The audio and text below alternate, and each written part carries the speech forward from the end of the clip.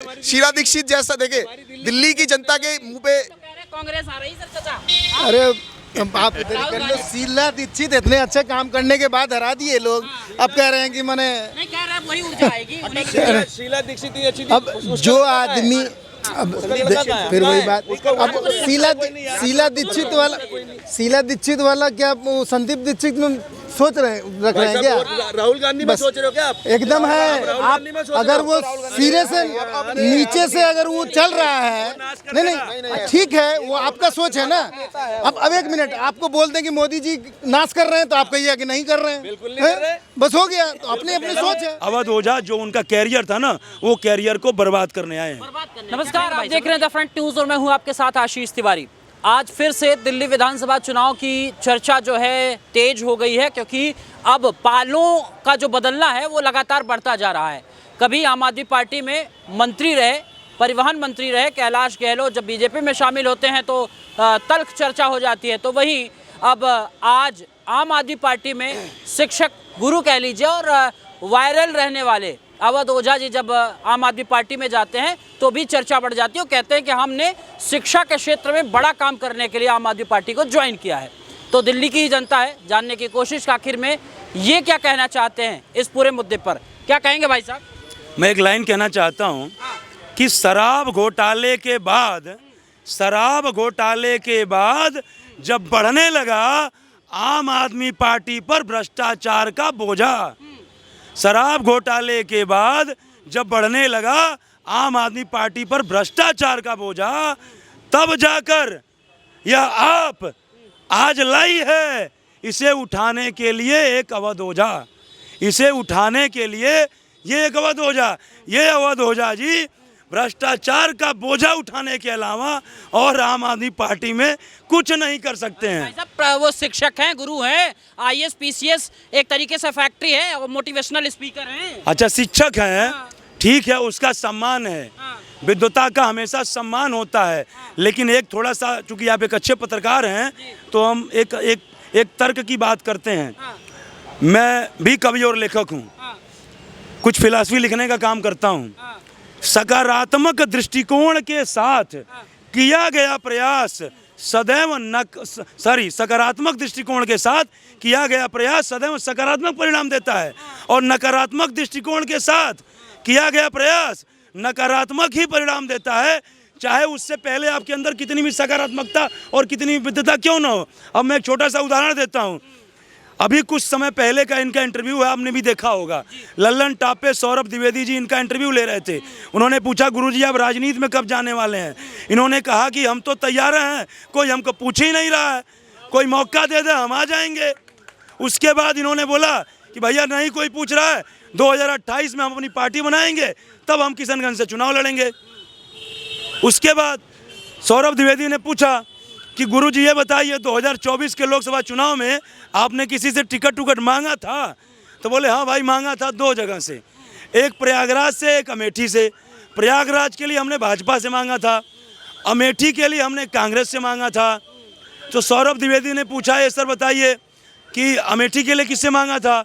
बोली सुप्रिया सिन्हा जो राष्ट्रीय प्रवक्ता है उनसे मेरी बात हुई। हाँ, वो बोली मैं जो है आपकी मीटिंग करा दूंगा, लेकिन मामला फेल हो गया। उन्होंने बोला भाजपा में आपकी किससे बात हुई थी, किससे मांगा था? बोलिए नाम मत लीजिए नहीं तो सब गड़बड़ गोबड़ हो जाएगा। अब बताइए में कौन लग रहा है सरकार आ रही है? बीजेपी। सर देखिए, हमारा तो ये कहना है कि अभी बात हो रही थी अवध ओझा की, अभी थोड़े दिन पहले की घटना है यहाँ पे, जब एक एकेडमी के अंदर एक वहाँ पे एक स्टूडेंट की जान गई थी। तो सर बहुत बड़ा मुद्दा ये है कि ये तो जो माफिया चल रहा है ना, कोचिंग माफिया चल रहा है, उसके ऊपर बात होनी चाहिए। यहाँ पे अवध ओझा तो मौका परस्त है, वो तो आज इस पार्टी में आ गया, उसकी तरफ से बोल रहा है। और सबसे फिर बड़ी बात ये है कि दिल्ली का जिस तरीके से है, केजरीवाल ने दिल्ली का बेड़ा गर्क करा है सर, हर तरीके बिल्कुल करा है। आप ये देखिए कि टूटी हुई सड़कें हैं, हवा की हालत देख लो आप, शिक्षा की हालत देख लो। तो ये जो है केजरीवाल और मोदी जी दोनों का जो राजनीतिक द्वंद्व चल रहा है ना, उसके कारण से दिल्ली की जनता को भुगतना पड़ रहा है। और हम ये चाहते हैं कि हमें वही पुरानी दिल्ली मिले जो श्रीमती शीला दीक्षित जी जो थी, जिन्होंने बहुत अच्छा विकास किया था। और एक और बात आपको कहते हैं, देखिए स्वर्गीय अटल बिहारी वाजपेयी जी की सरकार थी और शीला दीक्षित जी सीएम थी। कभी आपने एक घटना सुनी, एक राजनीतिक द्वंद्व, कभी एक भी अनबन की घटना आपने नहीं सुनी होगी। पर मोदी जी और केजरीवाल दोनों के अंदर अहंकार और अहम इतना है कि दोनों की लड़ाई हम रोज देखने को मिलती है। इससे जो है दिल्ली की जनता त्रस्त है। कांग्रेस पीछे क्यों हटती है भाई बार बार? नहीं, देखिए कांग्रेस को आना चाहिए आगे। कांग्रेस का के पास लीगेसी है इनकी शीला दीक्षित जी की और विचारधारा है, बस उनके पास संगठन थोड़ा सा कमजोर है, उनको आगे आना यार भाई, चाहिए। जो यहाँ पे शासन किया, हैट्रिक लगाया, और उसको कह रहा है कि उसकी लेगेसी जो है और उसका तंत्र कमजोर है। देखिए संगठनात्मक रूप से वो कमज़ोर है जहाँ जितना मुझे लगता है। पर ये है कि शीर्ष नेतृत्व में काफ़ी अच्छा नेतृत्व उनके पास है, अच्छे अच्छे नेता हैं, तो उनको आगे आना चाहिए और दिल्ली को संभालना चाहिए। जो गति के रास्ते पे 2013-14 तक दिल्ली चल रही थी, उस गति पे दोबारा लाना चाहिए। आप देखिए 2004 से 14 के बीच में दिल्ली की कायाकल्प हुई है, इतने सारे फ्लाईओवर्स बने हैं, मॉल्स बने हैं, इतना। फिर हार क्यों गए भाई? देखिए वो तो ये एक, देखिए मेरा ये कहना, 2011 में एक पाखंडी बैठा था जिसका नाम अन्ना हजारे था। उस अन्ना हजारे ने झूठे प्रपंच बनाकर जो है सरकारों को बदनाम करा, और वो आज वो कुछ नहीं बोल रहा। आज जितना कुछ हो रहा है देश में, एक आवाज़ भी अन्ना हजारे के मुंह से नहीं निकलती। तो वो उसने जो है सरकारों को करने के लिए शिष्य तो दे दिया बाजार में। सर वो केजरीवाल वो तो नाग आ गया, वो नाग आ गया, अजगर। वो जो आप कह रहे हैं ना शिष्य जिसकी आप बात कर रहे हो, दिल्ली को लंदन बनाने के लिए आया था बंदा। बन तो गई लंदन, क्या अभी देखना और क्या बन जाएगी सारी बेकार। क्या रह क्या गया इसमें लंदन बनने, कमी क्या रहेगी? आप बताओ कमी क्या रहेगी? बन तो रही है लंदन। ये खड़ा एफिल टावर खड़ा, जिसमें वो रह रहा है वो रहा बकिंगम पैलेस, जिसमें वो रह रहा है वो बकिंगम पैलेस है ना, बना दिया उसने साले ने, अपने ने लंदन बना दिया। आपके हमारे लिए क्या करा? कह रहे शिक्षा 1 नंबर बना दिया, स्वास्थ्य के लिए 1 नंबर कर दिया। किसने बना दिया? केजरीवाल ने। केजरीवाल ने नहीं, मोदी जी ने क्या बना दिया ये बताओ ना आप। तो केजरीवाल की बात हो रही ना, अभी तो अवध हो जाए आप आपसे ये बात कर रहा हूँ कि जो है ITI केंद्र खोले मोदी जी की सरकार में, 5000 नए ITI केंद्र खोले गए, 300 के लगभग मेडिकल कॉलेज बनाए गए, 1 एम्स था पूरे भारत में, आज 15 एम्स सक्रिय हैं, टोटल 22 एम्स का जो है शिलान्यास हो चुका है। ये कहते हैं 43,000 किलोमीटर हाईवे बनाए। केजरीवाल ने लंदन नहीं, केजरीवाल ने दिल्ली का बेड़ा गर्क कर दिया। और एक लाइन जरा भाई साहब जो कह रहे थे, मैं एक लाइन कहना चाहता हूँ, अब लोकतंत्र बा ये भारत में, सत्ता ने केहू को पपौती है और जे संभाल न पावे विरासत के वो पुत्र ना हो के पनौती है। जब ये चाहोगे बाप प्रधानमंत्री तो हम सीधा प्रधानमंत्री बनेंगे, काम नहीं करना है ना तो यही हाल होगी, पार्टी को नेस्तनाबूद कर दोगे।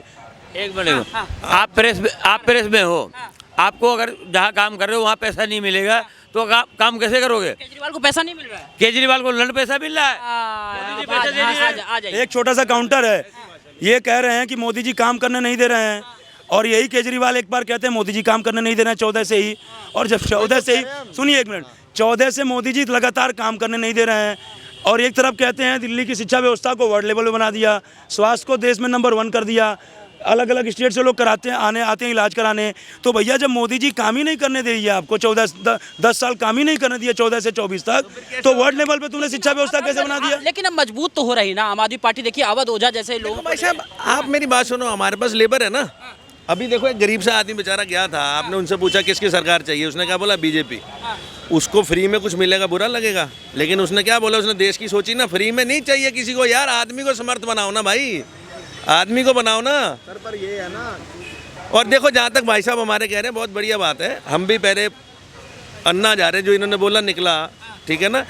कांग्रेस से लोग जो चाहते थे, कांग्रेस में क्या कमी है किसी चीज़ की? राजेश पायलट कितना बढ़िया आदमी था, PM मटेरियल था ना, कहाँ हो गया? एक्सीडेंट खत्म हो गया, ठीक है। उसके बाद जो दूसरा एक और था अपना माधवराव सिंधिया, इतना बढ़िया आदमी था यार। जो आदमी थे, ज्योतिरादित्य सिंधिया सॉरी, ठीक है ना, जो आदमी थे कांग्रेस के अंदर बनने लायक, उनका तो पता नहीं लगा, बेड़ा गर्क हो गया उनका। फिर कांग्रेस करेगी क्या?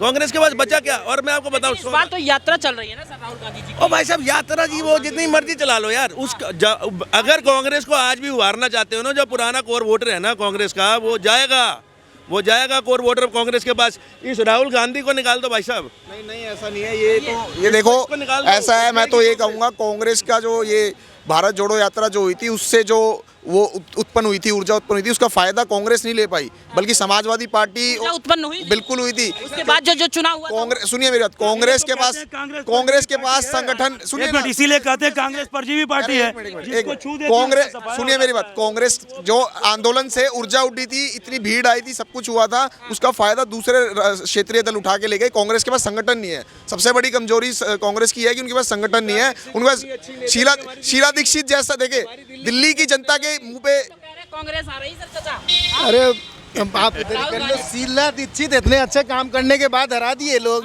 अब कह रहे हैं कि मैंने, नहीं कह रहा वही ऊर्जा आएगी उन्हें। शीला दीक्षित ही अच्छी अब जो आदमी, अब फिर वही बात, अब शीला दीक्षित वाला क्या वो संदीप दीक्षित में सोच रहे रख रहे हैं क्या? राहुल गांधी में बस। सोच रहे हो क्या आप? एकदम है। आप अगर वो सिरे से नीचे से अगर वो चल रहा है, नहीं ठीक है, वो आपका सोच है ना।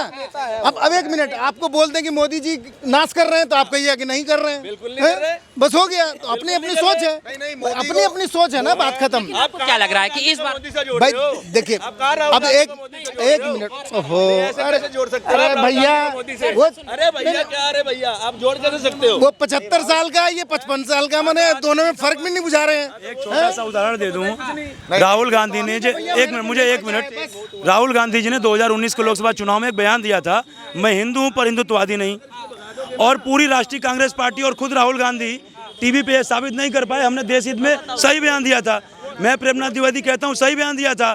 तो ऑक्सफोर्ड से पढ़ा शख्स, पूरी राष्ट्रीय कमेटी अपने ही बयान को सही नहीं ठहरा पाती है, तो क्या चाचा एक मिनट, कह रहे केजरीवाल बार बार ये कहते थे कि दिल्ली को लंदन बना दिया, आपको लगता है लंदन बना? लंदन है है लंदन है, लंदन है। चाचा आप इस पे क्या कहना चाहेंगे? देखिए, कोई भी पार्टी लंदन या वो नहीं बना देगा। ठीक है, अपना अपना ये है, जैसे इसने स्कूल को अच्छा ये किया है, सरकारी स्कूल को, पानी बिजली का जो भी ये है, आज उसी के नक्शे कदम पर, चाहे मोदी जी हो चाहे राहुल गांधी हो, जा रहे हैं ना, बस फ्री कर रहे हैं ना, चाहे वो कर्नाटका हो चाहे तमिलनाडु हो, है ना।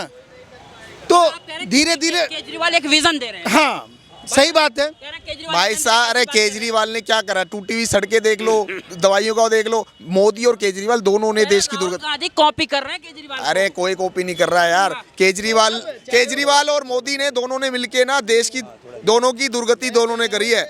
दोनों, आप बताओ, आप केजरीवाल ने एक अपना ये रखा, तो उसको देखा देखी अब बीजेपी भी है, कांग्रेस भी है, सब अपना अपना ये कर रहे हैं। लेकिन राहुल जो मेहनत कर रहा है वो आज नहीं कल आपको नजर आएगा उसका, बस इतना। हाँ, बस इतना।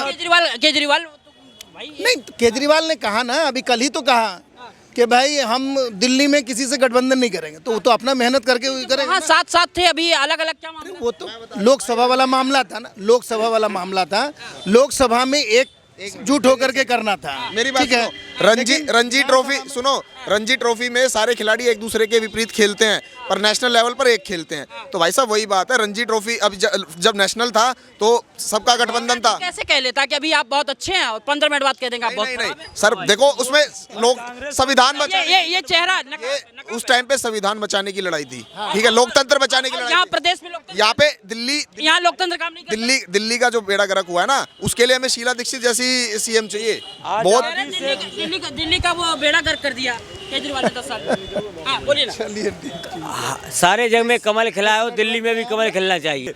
शिक्षक इतने अपने आप को इंडिपेंडेंट सोच वाले कहने वाले, नाम लेने में क्या आपको शर्म है? मतलब अधिकार नहीं है, चुनाव लड़ने का अधिकार नहीं है। सुनिए, सबको अधिकार है, आपको भी अधिकार है प्रधानमंत्री बनने का, हमको भी बनने का। लेकिन बात आप सुनिए, एक मिनट सुन लीजिए। उसके बाद उन्होंने कहा अच्छा ठीक है सर, आप सांसद तो एक ही जगह से रहेंगे, तो दो जगह से टिकट चुनाव लड़ने का क्या मतलब है? बोले भैया हम तो कृष्ण की तरह हैं, जो हमको अपने पाले में ले ले हम चले जाएंगे। उसके बाद उन्होंने बोला कि सर ये बताइए, जब कांग्रेस और भारतीय जनता पार्टी की विचारधारा मैच नहीं करती है तो कैसे आप दोनों से लड़ना चाहते हैं? बोले भैया ये अवसरवाद, कैसे आप दोनों पार्टी से लड़ने के लिए तैयार हो गए? बोले अवसरवादिता का युग है, जहाँ मौका मिला है वहाँ चौका मार देना चाहिए, समझिए। ओझा जी ने कहा, मतलब अवध ओझा जी ने सौरभ द्विवेदी के साथ इंटरव्यू के दौरान में ये कहा कि हम कृष्ण की तरह हैं, जो हमको अपने पाले में ले ले। तो मैं ये कहना चाहता हूँ, कृष्ण ने तो हमेशा सत्य का साथ दिया है, सत्य का साथ दिया है ना। तो कहने का मतलब ये है, और जैसे मान लीजिए दुर्योधन गया था, दुर्योधन और पांडव अर्जुन गए थे, तो अर्जुन ने मांग लिया कृष्ण को और दुर्योधन ने मांग लिया सेना को। और मान लीजिए यदि दुर्योधन कृष्ण को मांग लेता तो ये तो कृष्ण के हाथ में था, उनको देना नहीं देना है। यही कृष्ण जी हैं, जब वो क्या कहते हैं कि दुर्योधन जब नहा करके आ रहा था, उनकी माता उनको वज्र बनाने की तैयारी कर रही थी कि बोली नंगा आना, हम तुमको देख लेंगे। की राजनीति खत्म कर रहा हूं, में मुझे 30 सेकंड। लेकिन उसी कृष्ण ने चाल चल दी, उसको केले का पत्ता उसको शर्मिंदगी करके केले का पत्ता बदवा दिया। तो कृष्ण ने हमेशा जो है सत्य की स्थापना करने के लिए छल भी किया है, अपने वादे भी तोड़े हैं। तो यहाँ कहने का मतलब ये कहेंगे, वो कह रहे हम कृष्ण की तरह, तो या तो बोल दें कि भैया कांग्रेस भी सत्यवादी पार्टी, भाजपा भी सत्यवादी पार्टी बोल के और चुनाव लड़ लें। ये मैं सिंपल सा कह रहा हूँ। अवध ओझा जो उनका कैरियर था ना, वो कैरियर को बर्बाद करने आए हैं।